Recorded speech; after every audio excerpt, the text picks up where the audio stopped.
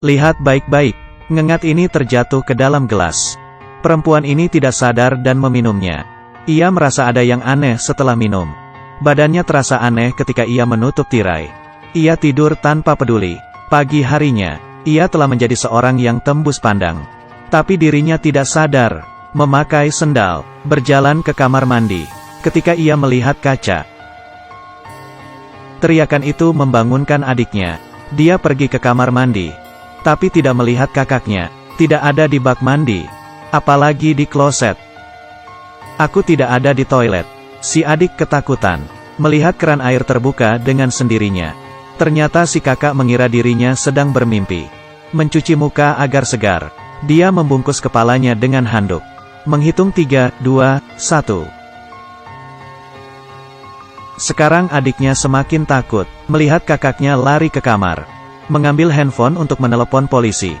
Adik terhenti, karena jika ia menelepon polisi tidak ada gunanya.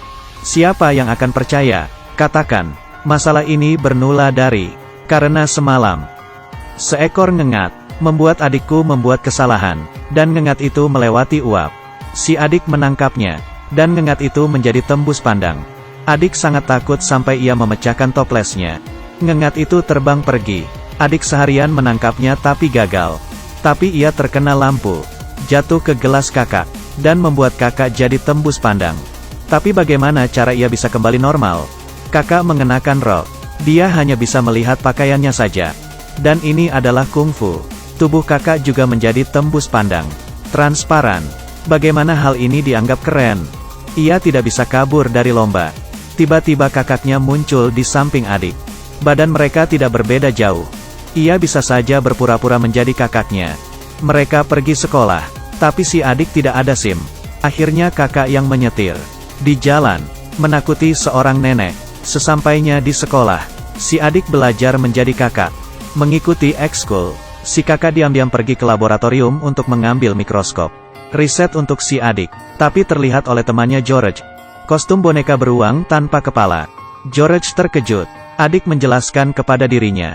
Sepulang sekolah, banyak yang bersiap pulang. Kakak memaksa adik ikut lomba. Tapi si adik tidak bisa bermain bola sama sekali. Walaupun ia bertanding ia dibantai. Untung si kakak ingat, dirinya dapat membantu. Jadi dengan bantuan kakaknya, mereka mulai menyusul skor. Kemudian, tim si kakak menang. Selesainya mereka pulang untuk membuat penawar. Tapi si adik menemukan melalui mikroskop. Sel-sel di tubuh kakak perlahan menjadi tembus pandang. Sel tidak bisa larut dalam cairan. Sekarang ia hanya bisa mencari cara menetralisir. Butuh 24 jam agar tubuh menyerapnya. Berarti, mereka harus menemukan penawarnya sebelum tengah malam. Atau cairan itu akan diserap tubuh. Dan kakak akan selamanya tembus pandang. Tapi ia harus bereksperimen. Mereka perlu ngengat. Jadi kedua saudari itu lari ke kuburan, menangkap ngengat, dan pergi ke sekolah untuk bertemu George. Tapi gedung ini ada penjaganya. Bagaimana mereka masuk? Kali ini kakak ada ide. Berikan padaku. Mendengar suara, penjaga itu keluar. Tapi di luar tidak ada siapa-siapa. Kemudian berbalik, tapi melihat ember yang terjatuh. Ada apa? Si penjaga kemudian mengikuti. Ember itu berhenti. Siapa yang mengusiliku? Tiba-tiba ada suara bola. Ia melihat sekeliling dengan gugup. Kali ini lampu stadium menyala.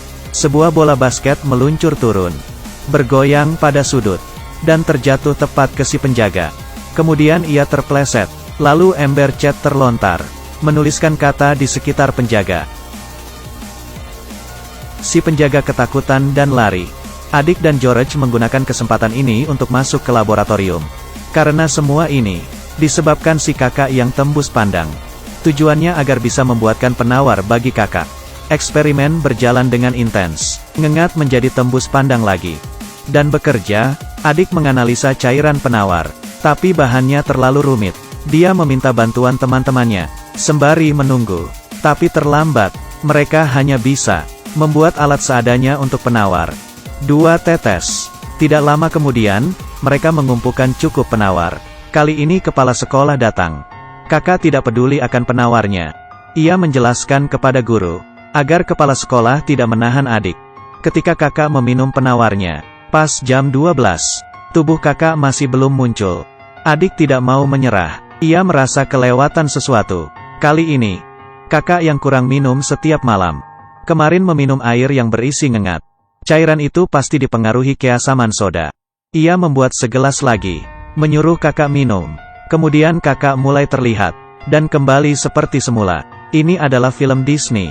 Idenya sangat terinspirasi dari novel. Walau plotnya agar datar, tapi tidak ada poin kosong. Tapi sekali lagi, jika ada kalian diam-diam saja.